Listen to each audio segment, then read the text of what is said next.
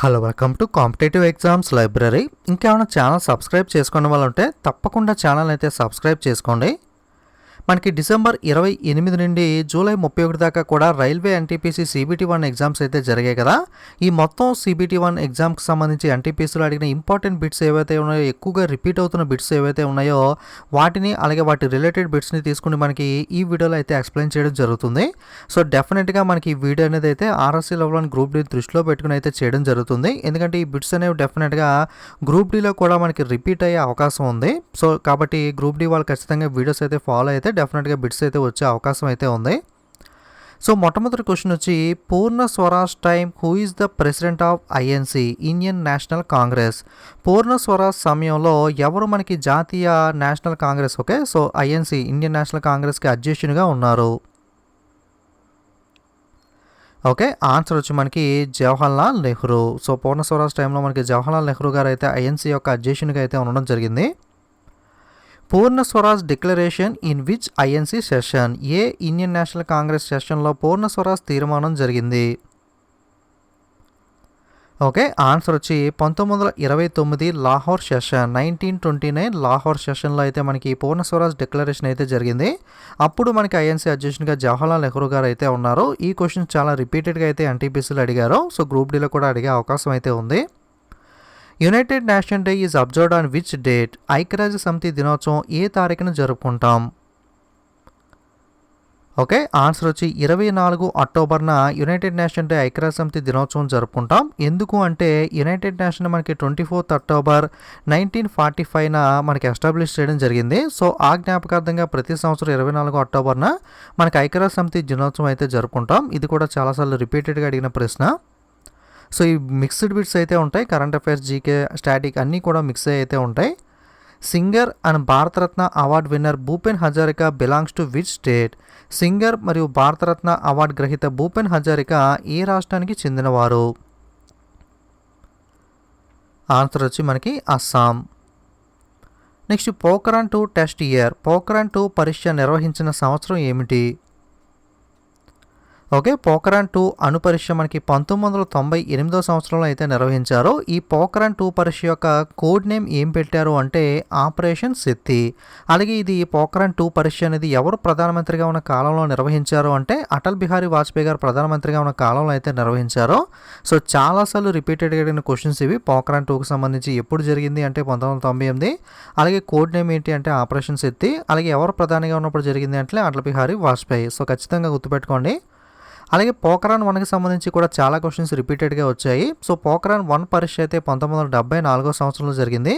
పోఖ్రాన్ 1 యొక్క code name వచ్చి మనకి స్మైలింగ్ బుద్ధ. ఇది కూడా చాలాసార్లు అడిగారు. పోఖ్రాన్ 1 యొక్క కోడ్ నేమ్ ఏమిటి అంటే స్మైలింగ్ బుద్ధ, లేదా స్మైలింగ్ బుద్ధ మనకి దే మిషన్ యొక్క కోడ్ నేమ్ అని అడిగితే పోఖ్రాన్ 1. అలాగే ఇది మనకి ఇందిరాగాంధీ గారు ప్రధానమంత్రి, ఇందిరాగాంధీ గారు ప్రైమ్ మినిస్టర్గా ఉన్న కాలంలో అయితే ఈ పోఖ్రాన్ 1 న్యూక్లియర్ టెస్ట్ అయితే 1974లో అయితే నిర్వహించారు. Next, how many times India into final in men's cricket world cup? పురుషుల క్రికెట్ ప్రపంచ కప్లో ఫైనల్స్లో ఎన్నిసార్లు టీమిండియా ఆడింది? అంటే ఇండియా మనకి వరల్డ్ కప్లో ఎన్నిసార్లు ఫైనల్స్కి వెళ్ళింది అని అడుగుతున్నారు. 3 సార్లు మనకి ఇండియా అయితే ఫైనల్స్కి వెళ్ళడం జరిగింది. ఒకటి 1983లో, నెక్స్ట్ 2003లో, నెక్స్ట్ 2011లో. మనకి 2 టైమ్స్ అయితే విజేతగా నిలిచింది. 1983, 2011 2 సార్లు కూడా మనకి విజేతగా అయితే నిలిచింది. సో 2003లో మాత్రం ఆస్ట్రేలియా అయితే విన్ అయింది కదా. సో ఫైనల్ దాకా వెళ్ళారు కానీ మన వాళ్ళు.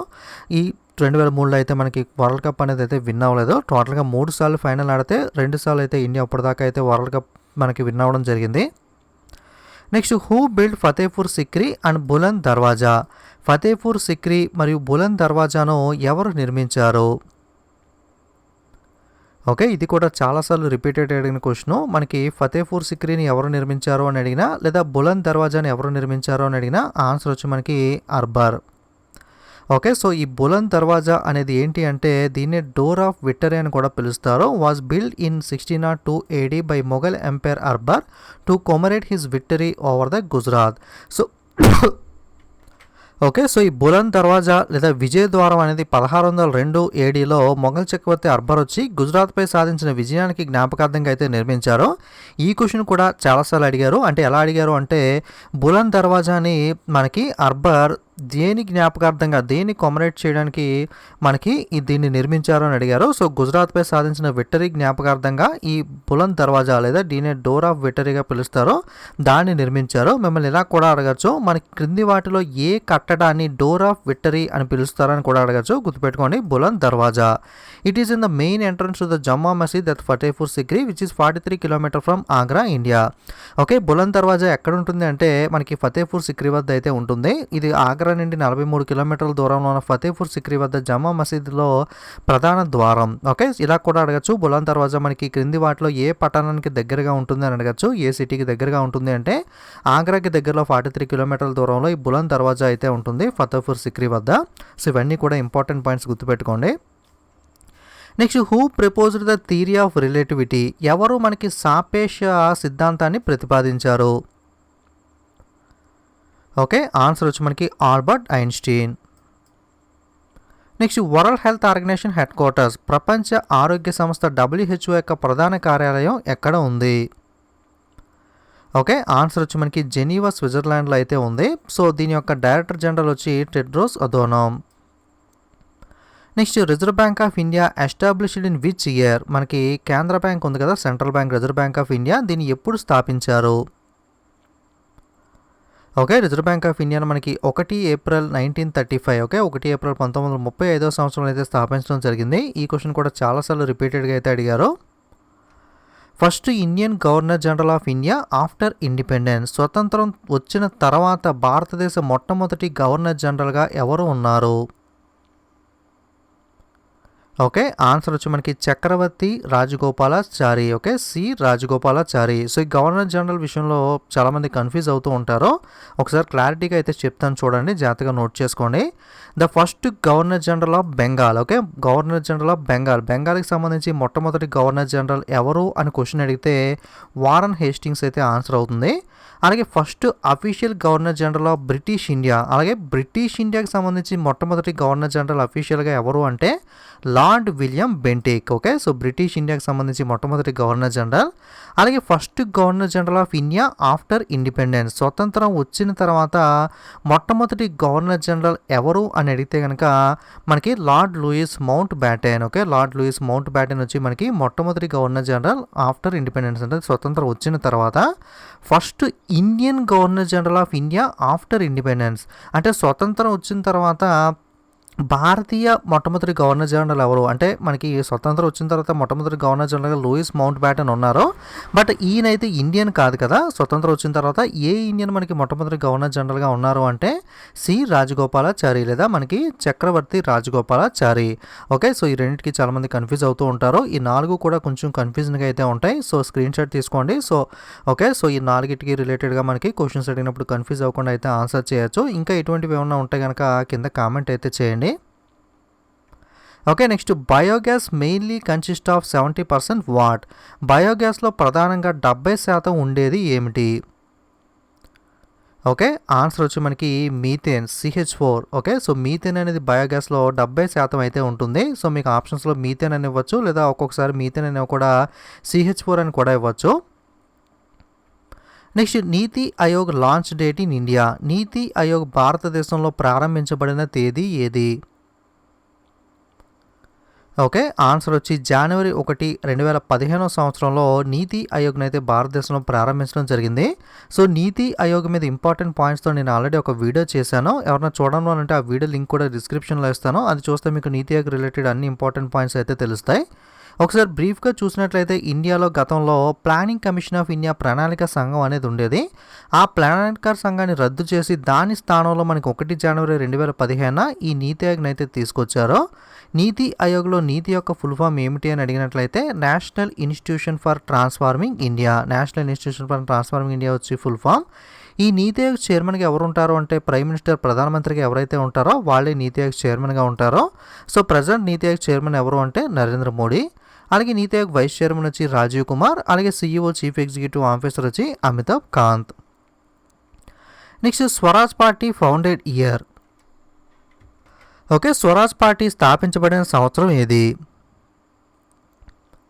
ఓకే, స్వరాజ్ పార్టీని మనకి 1 జనవరి 1923 సంవత్సరంలో అయితే స్థాపించడం జరిగింది. సో ఈ స్వరాజ్ పార్టీని స్థాపించింది ఎవరు అంటే చిత్తరంజన్ దాస్ మరియు మోతీలాల్ నెహ్రూ ఇద్దరు కలిసి అయితే స్థాపించారు. సో ఆప్షన్లో ఒక్కొక్కసారి ఒక నేమ్ ఇస్తే చిత్తరంజన్ దాస్ కానీ మోతీలాల్ నెహ్రూ ఏది ఉంటే అదైతే ఆన్సర్ అవుతుంది. మెయిన్గా చిత్తరంజన్ దాస్ అయితే మెయిన్ పర్సన్. అలాగే ఈ పార్టీని స్థాపించిన తర్వాత చిత్తరంజన్ దాస్ వచ్చి మనకి ఫౌండర్గా ఉంటే సెక్రటరీగా అయితే మనకి మోతీలాల్ నెహ్రూ అయితే ఉన్నారు. సో ఎప్పుడు స్థాపించారు అని అడిగితే కనుక 1923. Next, who become the first women umpire in the ICC panel from India? భారతదేశం నుండి ఐసీసీ ప్యానల్లో మొట్టమొదటి మహిళా ఎంపైర్గా ఉంది ఎవరు? ఓకే, ఆన్సర్ వచ్చి జిఎస్ Lakshmi.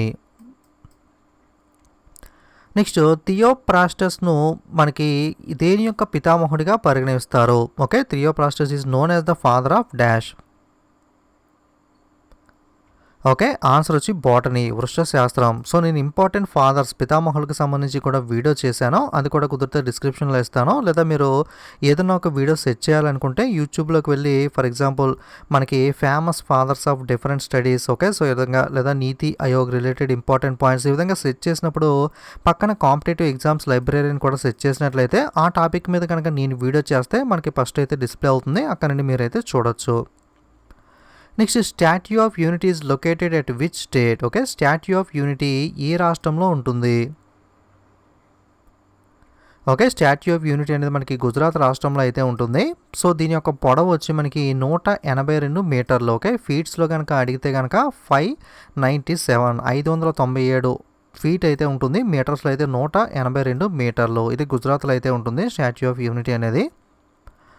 Vikram Sarabhai space centre located at which place? Vikram Sarabhai అంతరిక్ష కేంద్రం ఎక్కడ ఉంది? ఓకే, ఆన్సర్ వచ్చి మనకి తిరువనంతపురం, కేరళలో అయితే విక్రమ్ సారాభాయ్ స్పేస్ సెంటర్ అయితే ఉంటుంది. సో ఇంపార్టెంట్ స్పేస్ సెంటర్స్ ఒకసారి చూసినట్టయితే స్పేస్ రిలేటెడ్ మనకి ISRO, Indian space research organisation మనకి బెంగళూరులో ఉంటుంది, బెంగళూరు కర్ణాటక. అలాగే సతీష్ ధావన్ స్పేస్ సెంటర్ వచ్చి మనకి షార్ అని కూడా అంటారు, శ్రీహరికోటలో అయితే ఉంటుంది. ఇది నెల్లూరు డిస్ట్రిక్ట్లో ఆంధ్రప్రదేశ్లో అయితే ఉంది. అలాగే విక్రమ్ సారాభాయ్ స్పేస్ సెంటర్ వచ్చి తిరువనంతపురంలో ఉంది. అలాగే Thumba equatorial rocket launching station ఇది కూడా మనకైతే తిరువనంతపురంలో ఉంది. సో 4 కూడా గుర్తుపెట్టుకోండి. Next, who build the Grand Trunk Road? Okay, Grand Trunk రోడ్ని ఎవరు నిర్మించారు? ఓకే, ఆన్సర్ వచ్చి Sher Shah Suri. Next, God of small Things return by? God of small Things పుస్తక రచయిత ఎవరు? ఓకే, ఆన్సర్ వచ్చి Arundhati Roy. Okay, famous author. India first women president? భారతదేశానికి మొట్టమొదటి మహిళా రాష్ట్రపతి ఎవరు? ఓకే, ఆన్సర్ వచ్చి Pratibha Patil. Which is the first national park in India? భారతదేశంలో మొట్టమొదటి జాతీయ ఉద్యానవనం ఏది? ఓకే, మొట్టమొదటి జాతీయ పార్క్ ఏది అంటే జిమ్ కార్బెట్ నేషనల్ పార్క్. 1936లో అయితే మనకి దీన్ని స్థాపించడం జరిగింది. అప్పట్లో దీన్ని హెయిలీ నేషనల్ పార్క్ అనేవాళ్ళు, ఇప్పుడు ప్రజెంట్ అయితే జిమ్ కార్బెట్ నేషనల్ పార్క్గా పిలుస్తున్నారు. ఇది ఉత్తరాఖండ్లో అయితే ఉంటుంది. What is the most dark inner shadow called? చంద్రుని యొక్క చీకటి లోపలి నీడను ఏమని పిలుస్తారు? Most dark inner shadow. Okay, దీన్ని అయితే మనకి ఊంబ్రా, నల్లటి నీడ. ఓకే, సో ఊంబ్రా అని అయితే పిలుస్తారు. మీనింగ్ ఊంబ్రాకి సంబంధించి ఏంటంటే నల్లని నీడ. ఓకే, ఇక్కడ పిక్చర్స్లో చూస్తున్నారు కదా, ఈ విధంగా 3 ఉంటాయి. ఊంబ్రా ఇక్కడ మీకు బ్లాక్ షాడో కనబడుతుంది కదా, సో ఈ విధంగా ఉంటుంది. అలాగే పెనుంబ్రా అంటే ఈ విధంగా కొంతవరకు పాటు మాత్రమే, అంటే పాక్షిక చంద్రగ్రహం అని అనుకోవచ్చు, ఈ విధంగా ఉంటుంది. అలాగే యాంటోంబ్రా అయితే ఈ విధంగా అయితే ఉంటుంది. సో వీటి బేసిస్ కూడా క్వశ్చన్స్ అడగచ్చు, 3 కూడా గుర్తుపెట్టుకోండి. సో డెఫినేషన్స్ అయితే ఒకసారి ఇక్కడ మీకు మెన్షన్ చేస్తాను, చెక్ చేసుకోండి. Next, non cooperative movement stop due to dash? సహాయ నిరాకరణోద్యమాన్ని ఎందుకు నిలిపివేశారు?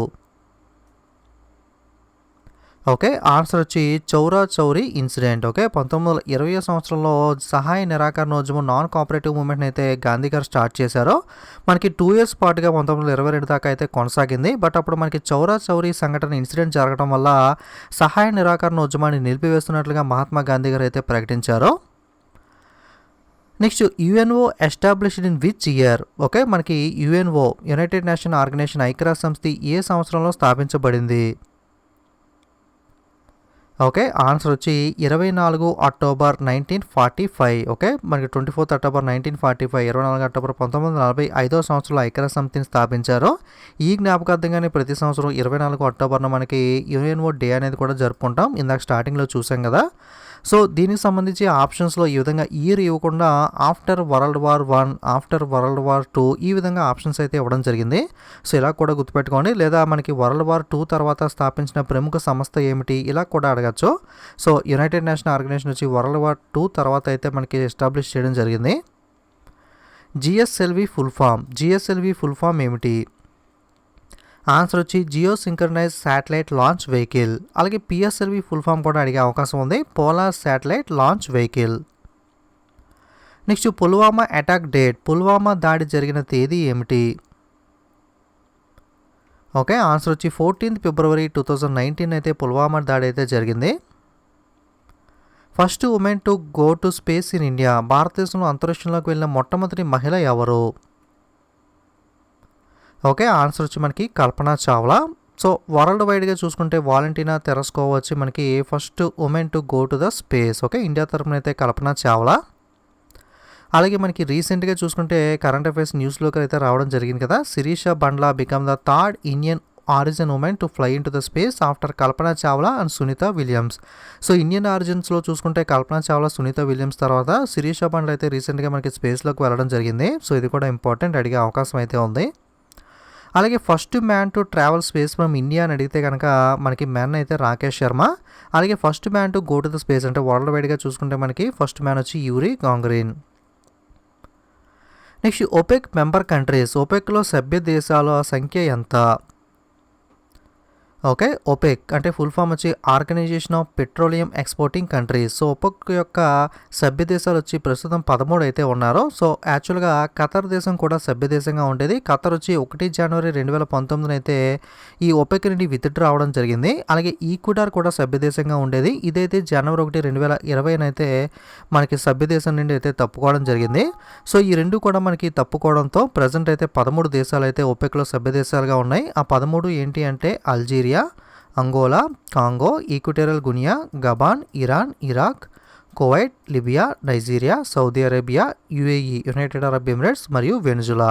సో నేను సమ్మిట్స్ వీడియో ఏదైతే స్టాటిక్ సమ్మిట్స్ ఉంటాయో అందులో మనకి సమ్మిట్స్ వీడియోలో ఇటువంటి మెంబర్ కంట్రీస్ అన్ని ఎంతమంది ఉన్నారు, అలాగే మనకి వాటిని గుర్తుపెట్టే ట్రిక్స్ కూడా వీడియో చేశాను. ఆ వీడియో కూడా మీకు లింక్ డిస్క్రిప్షన్లో ఇస్తాను, అక్కడ నుండి మీరు కుదిరితే చెక్ చేసుకోండి. Next total number of bones in the human body, మానవ శరీరంలో టోటల్గా మొత్తం ఎన్ని ఎముకలు ఉంటాయి? ఓకే. ఆన్సర్ వచ్చి టోటల్గా 206 ఎముకలు అయితే మనకి మానవ శరీరంలో అయితే మనకి హ్యూమన్ బాడీలో అయితే ఉంటాయి.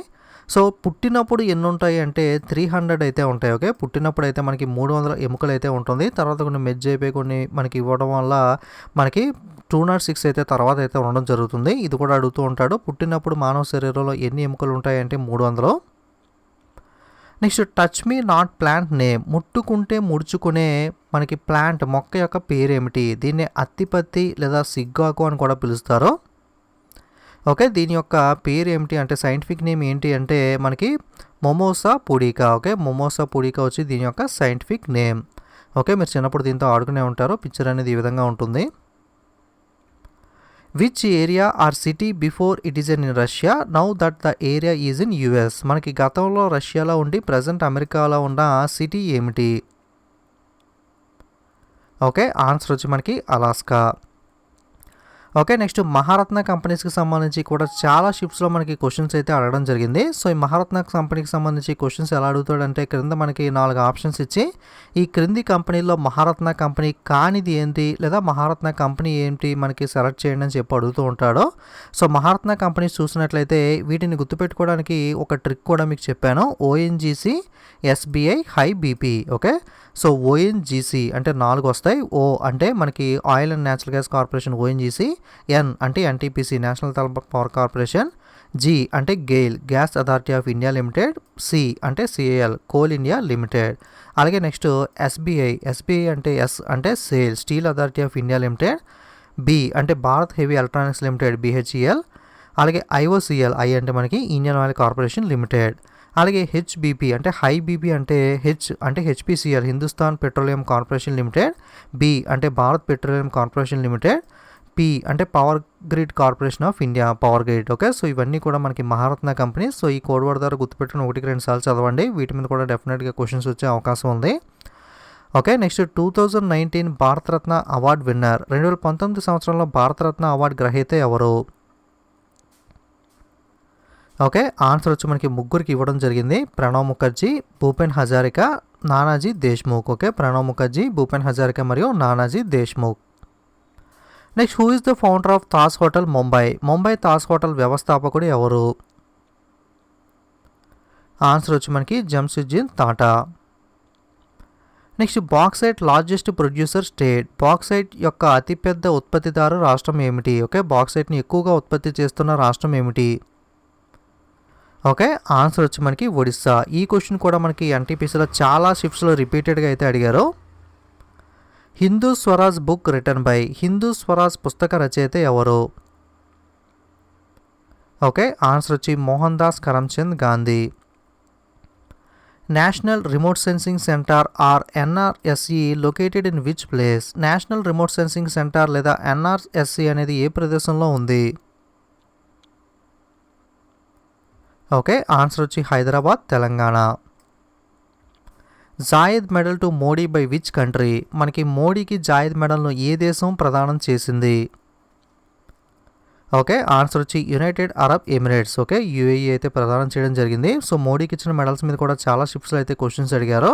సో మోడీకి ఇచ్చిన అవార్డ్స్ ఒకసారి చూసినట్లయితే సియోల్ పీస్ ప్రైజ్ అయితే రావడం జరిగింది, అలాగే ఛాంపియన్స్ ఆఫ్ ద ఎర్త్, అలాగే మనకి ఫిలిప్ కోట్లా ప్రెసిడెన్షియల్ అవార్డ్, అలాగే యుఏఈ జాయద్ మెడల్, అలాగే Grand Collar of the State of Palestine, అలాగే మనకి Russia Order of Saint Andrew the Apostle, అలాగే నిషాన్ ఇజుద్దీన్ బై మాల్దీవ్స్. ఈ అవార్డ్స్ అన్నీ కూడా మోడీ గారికి రావడం జరిగింది. మెయిన్గా కంట్రీస్ ఏవైతే ఉన్నాయో వీటి అవార్డ్స్ అనేది మనకి జాయద్ మెడల్ని ఏ కంట్రీ ప్రొవైడ్ చేసింది ఇలా కూడా అడిగే అవకాశం ఉంది, కాబట్టి వీటిని అయితే గుర్తుపెట్టుకోండి.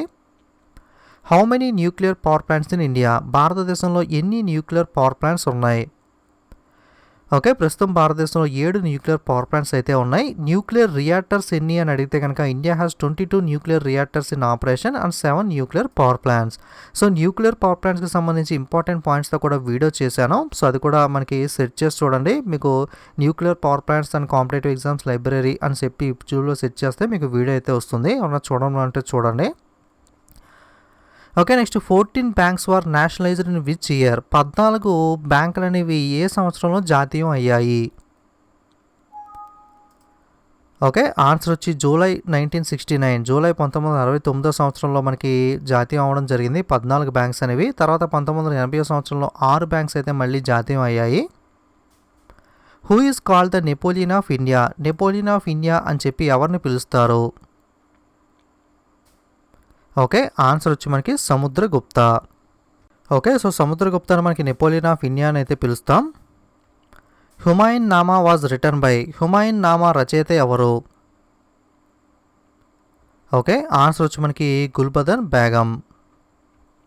Arundhati Roy got the Booker prize for which novel? Arundhati Roy ఏ నవల్కు మనకి బూకర్ బహుమతి గెలుపొందారు? ఓకే, ఆన్సర్ వచ్చి the God of small Things. మనకి స్టార్టింగ్లో కూడా బిట్ అడిగారు కదా, the God of small Things book author ఎవరో అని అరుంధతి రాయ్ ఆన్సర్ అనేది.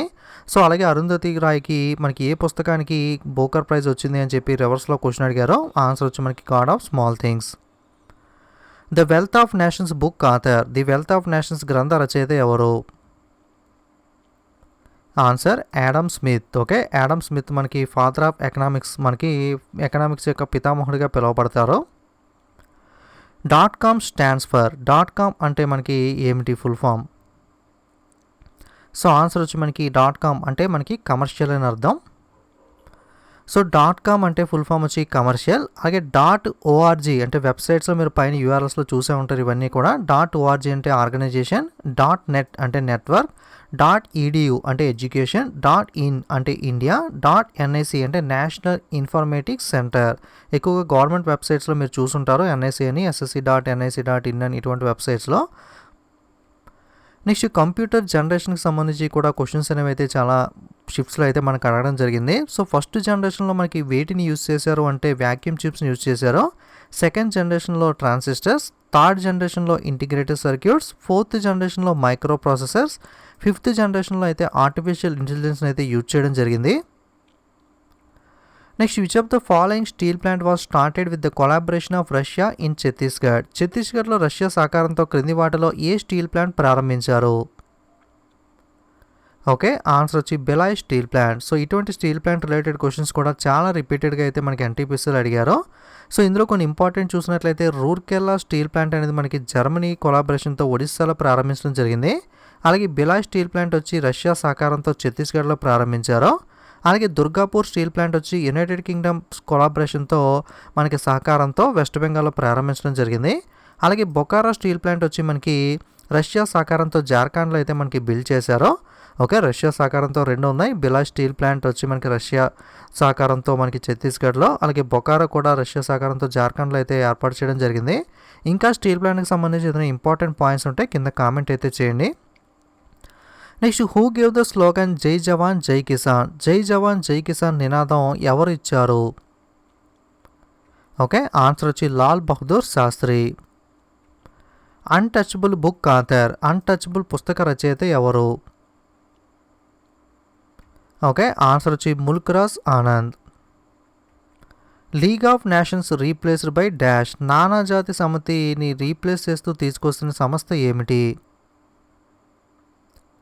ఓకే, సో ఆన్సర్ వచ్చి యునైటెడ్ నేషన్, ఐక్యరాజ్య సమితి. సో యునైటెడ్ నేషన్కి సంబంధించి కూడా ఇంపార్టెంట్ పాయింట్స్తో వీడియో చేశాను. సో యూట్యూబ్లో ఒకసారి సెర్చ్ చేయండి, United Nation important points by competitive exams లైబ్రరీని.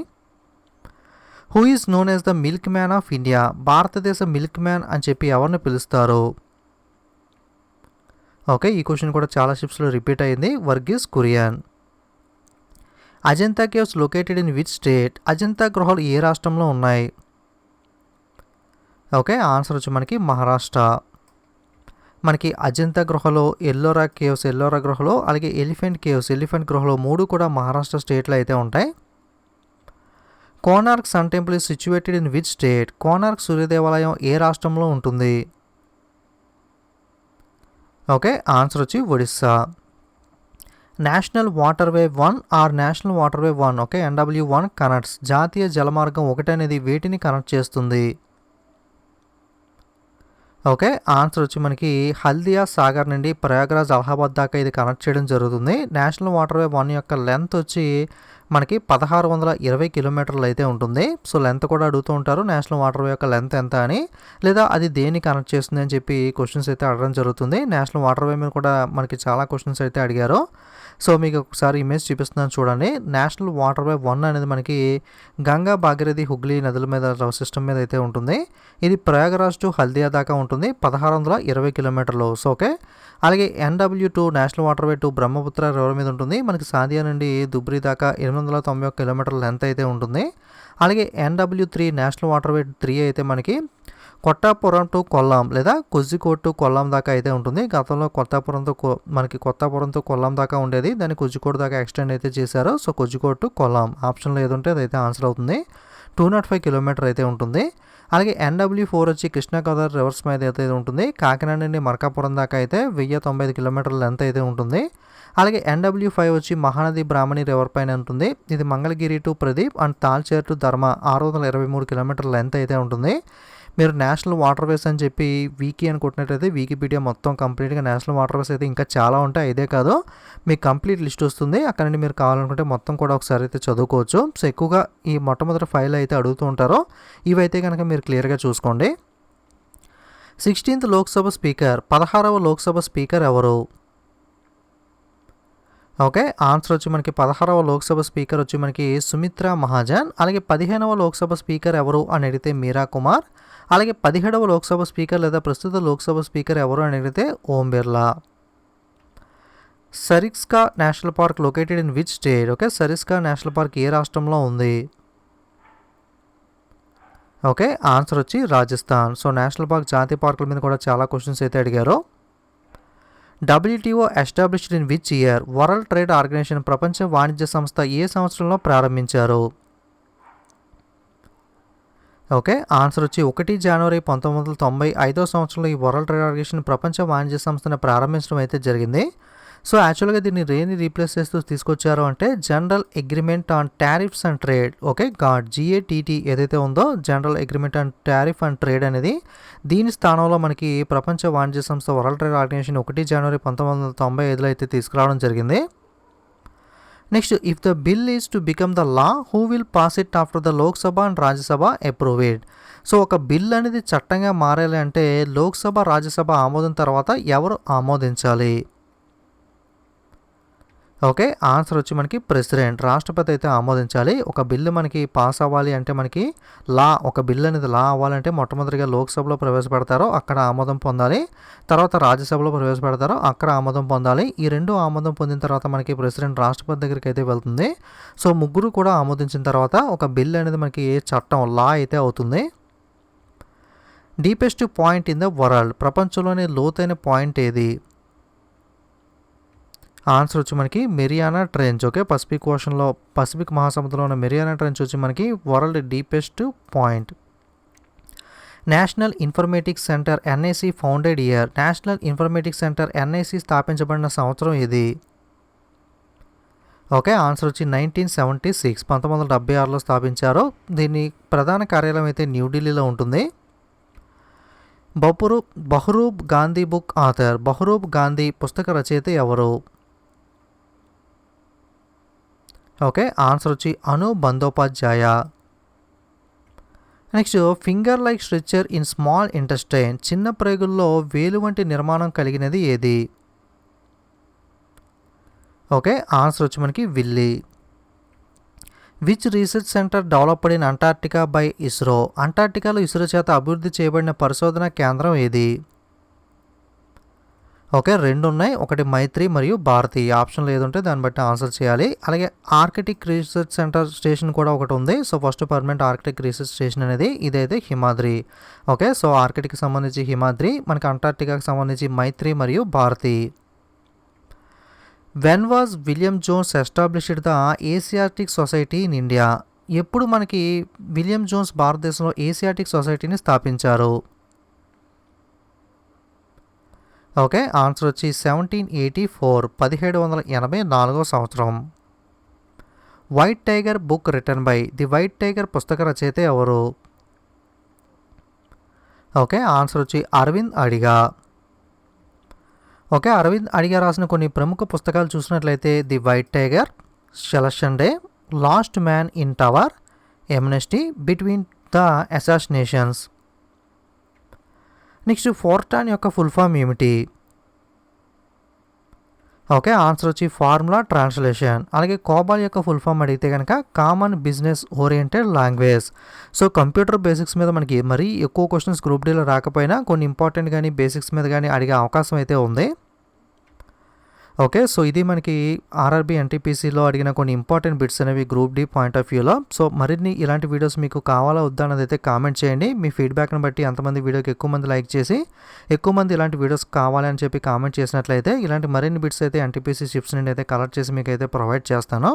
సో వీడియో నచ్చితే తప్పకుండా లైక్, కామెంట్, షేర్ చేయడం మర్చిపోకండి. ఇలాంటి మరిన్ని వీడియోస్ మిస్ అవ్వకూడదు అనుకుంటే తప్పకుండా ఛానల్ని సబ్స్క్రైబ్ చేసుకుని పక్కన ఉన్న బెల్ ఐకాన్ మీద క్లిక్ చేసి ఆల్ అనే బటన్ మీద ట్యాప్ చేసినట్లయితే నేను కొత్తగా వీడియో అప్లోడ్ చేసినప్పుడు మీకు నోటిఫికేషన్ అయితే వస్తుంది.